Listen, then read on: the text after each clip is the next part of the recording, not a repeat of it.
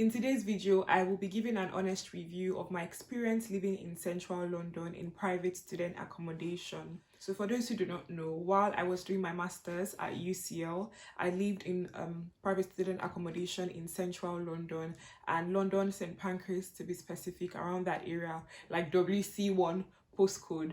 So as you can imagine, it was quite expensive, and in this video I'm talking about that experience and whether or not I think it was worth it. So yeah, let's jump right into today's video. So I'm sure, as you can see from the title, I spent in total £17,385 86p on rent for a year in central London. Crazy, I know. So was it worth it?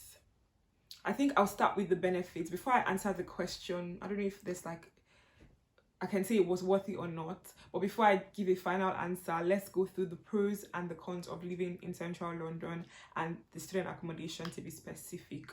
One benefit was proximity to the places I frequented. So UCL is really close to London St. Pancras. Actually, it's very, very close to London St. Pancras, and I put like a video or just something to landmark it for those who don't know. So my student accommodation, because it was a student accommodation, was close to uni, and then I could walk to uni when I wanted to. But bear in mind, I did my master's in a pandemic year, so I didn't go out as often. But now that things are more opened up, it would have made sense living in central London and schooling at UCL. So I walked 20 minutes to my law campus from where I lived, which is a very fair or decent amount of time or decent distance, walking distance to school. Similar to this, I had access to easy transportation links. So in general, it's really easy to get around in London because the transport system is very well connected. Just go underground, and from one line to another, you'll be in your destination in no time, depending on the distance. But because I lived in London St. Pancras, and there's a big station, one of those huge stations that almost all the lines are on, so the different travel or transport lines. I lived close to London St. Pancras. It was a 10-minute walk from my house, from my private student accommodation. So I was able to go around like very easily. I had easy access to places if I wanted to take the tube. And then also the bus lines, I think in central London, are so much better than like in other areas, because the buses come very frequently. So around where I live now, the bus might come once in 20 minutes. So the bus going in a set direction, or once in, let me say, 15 minutes. But in central London where I live, the bus would come like every bus in like maybe say 8 minutes, 5 minutes, so for different bus routes. But it was just so easy to get around. And so London St. Pancras has that big international station, so if I was to travel like abroad, if I was to go Paris, go anywhere near that, I could take the train, the Eurostar. It would be easy to do that. When I traveled in England a bit, it was so easy to just walk from my house to London St. Pancras. So I know that I could just get the train direct to a place outside London that I was going to. So yeah, that was really good. For me, being a city girl, this is a benefit if you're like a city person. I really loved living in the heart of the city. So just being able to experience the hustle and bustle. Again, I'll caveat by saying I did my master's in a pandemic year, so there was not as much hustle and bustle as one would have hoped for. But I'll insert some clips from around that area, like London St. Pancras, Euston. So the other station that's near where I live is Euston, but that was like 20 minutes away. So that area was just always busy in times when things were more open, when we were on street lockdown. I just love the hustle and bustle of the city. So when I would go to the library overnight and I'll be returning in the morning around like 7, 8, 9 a.m., I would just come out and just cars are everywhere. People are honeying, people are walking on the streets. It just made me feel energetic for someone who thrives in living in a big city. So that was really lovely. I really just enjoyed being in the hustle and bustle. But another thing that I liked about living in that part of central London was it wasn't too busy. So parts like Liverpool Street, Bank, where many offices are, that place is much more busy, more people walking on the street. So London St. Pancras, around that area, Islington, I think that's what's called. Around that area is busy but not too busy, so you feel the hustle and bustle but not too much that you're irritated. So I did enjoy that as well. So another thing that I loved about my student accommodation was the fact that it was all bills included, and I think that makes up for the 17 k that I was paying, 17 plus k that I was paying. And because all bills were included, I promise you I cooked to my heart's content. And we're living in a pandemic, or living in a lockdown rather, and I just cooked as much as I wanted to without having to think about gas bill. I used my heating to my heart's content. You know, when it was cold, my heater was always on, and I just didn't have to worry that, oh, I might have to pay more for bills. That worry wasn't there. So I felt fairly comfortable in like using the amenities that I needed. So I think that is a plus. So for the student accommodation in particular, I think something that made the money worth it was the ease of access to maintenance. So if something got spoiled, and like I said, we were living in a lockdown, so you didn't really see as much people. But if something got like bad in my room, something got damaged, I would just fill a maintenance form, and in no time, someone would be available to come check it out and fix the issue. So I didn't have to be running to the reception to say, oh, I've been waiting for this maintenance issue to be fixed. So, you know, it was like maintenance was done really quickly, really fairly quickly rather. And I remember just many times we would have people come to like clean the windows from like the outside, which was funny because I remember that there were not many people in the accommodation at the time I was there, because like I said, lockdown, many people didn't even come to London. But it was well taken care of, the maintenance was done. Then the next thing I would say that made the experience worth it was friendly staff.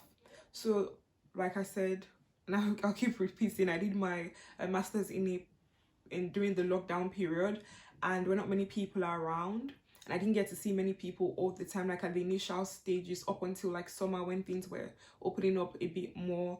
And the people that were at the reception, they were so lovely. So the building like manager, I don't call them receptionists because I don't think that's the actual title, but the people that frequented, or that rather that were placed at the reception, you know, they're just friendly and supportive. And you know, times when I would go without seeing like another human being for months, I would just go down to have a chat from a safe distance with the person at the reception, you know, abiding by COVID regulations, the protocols that were in place, but just being able to have that moral support was very lovely. So the staff, they were genuinely so lovely. Like, I think part of the the thing that was paid for, the rent that was paid for, was maybe say the excellent customer service that I received. Like all the various people that were at the reception, I think about three of them, each single one was so lovely. I would just go down for a chat, we'll chat for bare minutes, and then I'll go back up to my room when I feel like I've gotten some level of social interaction.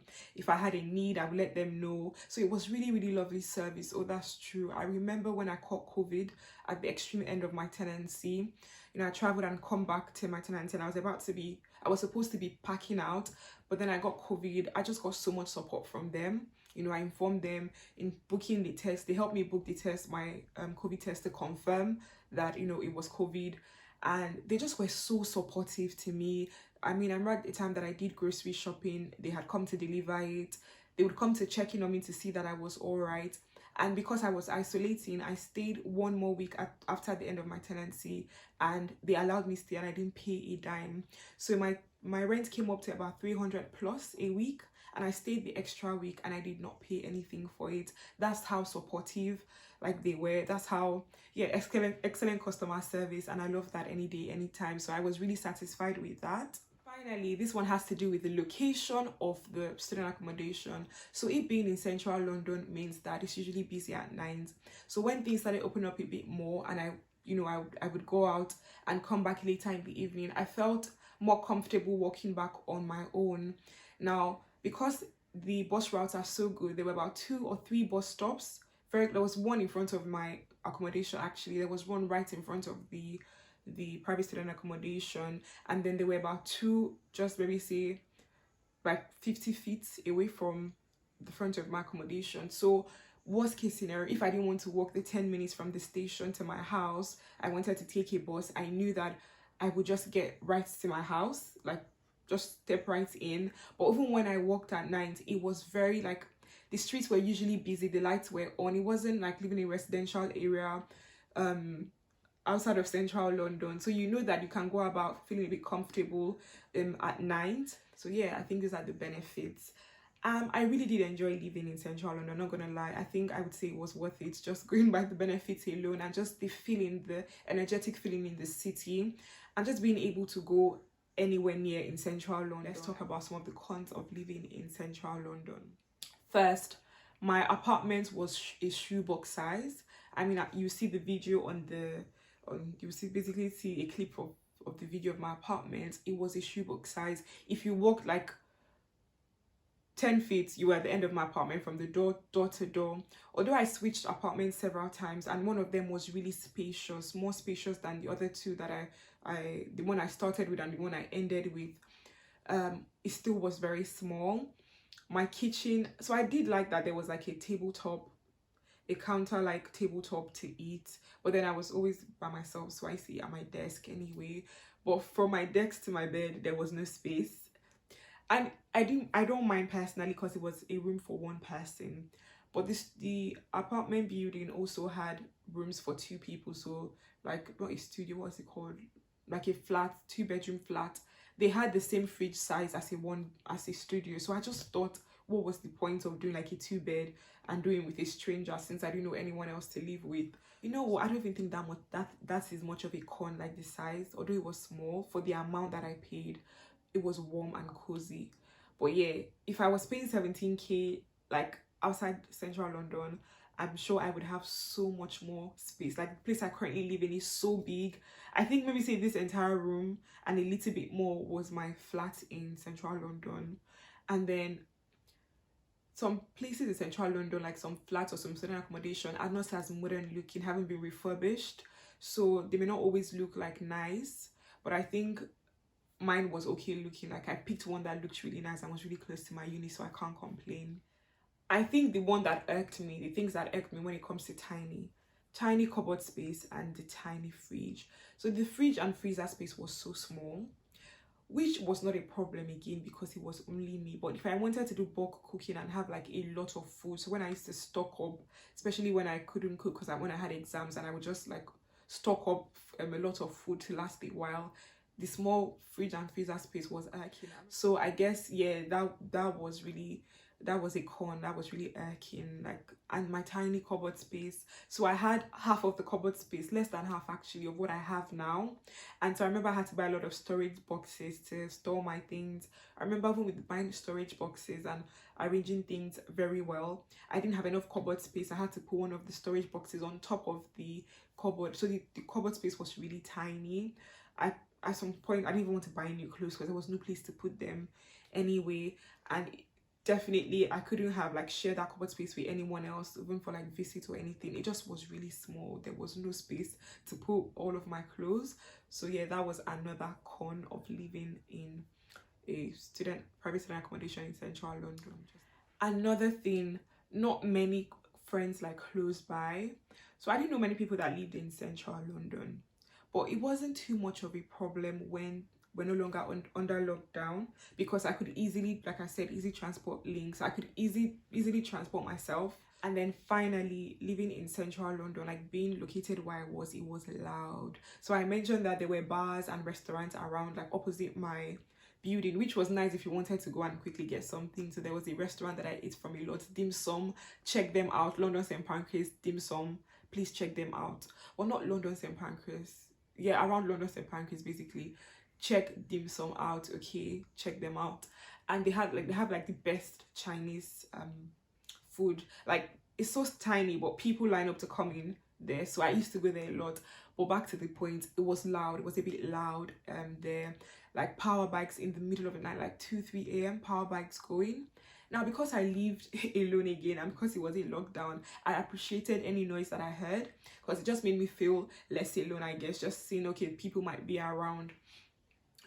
So yeah, it was a bit loud, and outside could get be interesting at night, because in central London, people are coming back from evening outings or going to evening outings. I remember one time, you know, from my window, I could hear someone being, what's the word now? There's a term for it. being like a woman was being assaulted by a guy. Like, it was a lot going on outside, and that it just kept on happening. I had to go and check like what was going on. I had to call the police. My god. And that was like what, 3 a.m 2 a.m in the morning. I remember that was the time that I had COVID, so I was in bed. I was awake at night, just in bed, and a lot was going on outside basically.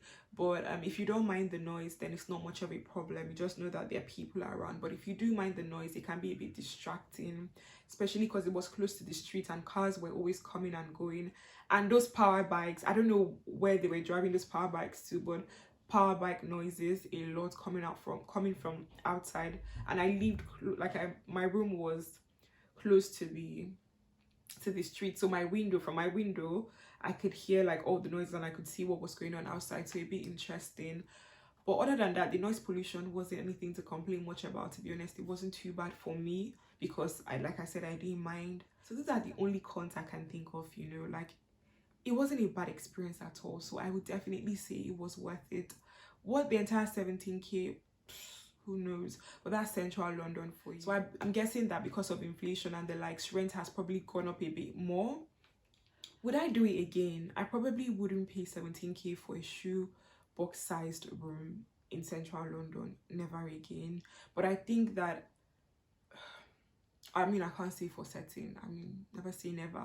Would see. But I think that if I was to spend that amount of money for 1 year for a student, not for a student accommodation, to rent a place, I would be more intentional about picking, you know, the apartments, the location, and all of that. I'll be more intentional about the process. So yeah, we've come to the end of this video. I hope you enjoyed it. I hope you got an idea of what it would be like if you were to rent a student accommodation in central London. I think because the transport systems are so good, I don't think you have to stay unless you just want to, or you think you can afford it.